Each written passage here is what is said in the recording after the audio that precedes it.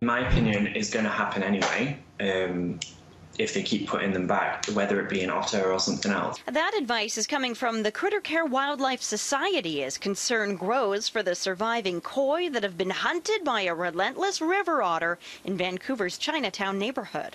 It might not be an otter next time, it may be a cat or it may be a raccoon. You're asking for trouble if you're just going to put the fish out there. Whereas if you had a net over top or some kind of way where an animal wouldn't be able to access it, I don't think you should have fish out like it is so plainly for these animals to get and not expect them to get it.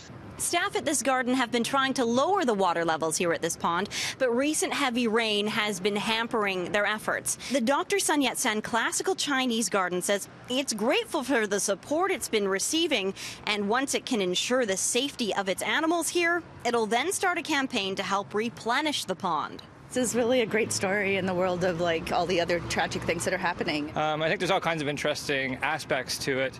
It started some real debates as well about even just learning the history of the koi now, for example, today is quite powerful in that, some of these fish are older than us as adults. It's fun, it's entertaining, and it's also just really interesting. At least 2 koi were spotted by our crews as the situation continues to be assessed.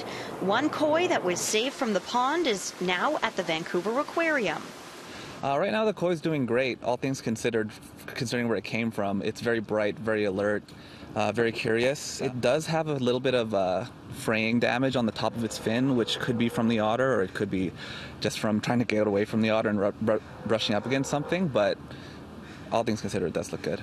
Meantime, the Dr. Sun Yat-sen Classical Chinese Garden is accepting donations through Canada Helps as a charitable organization to help combat its koi crisis.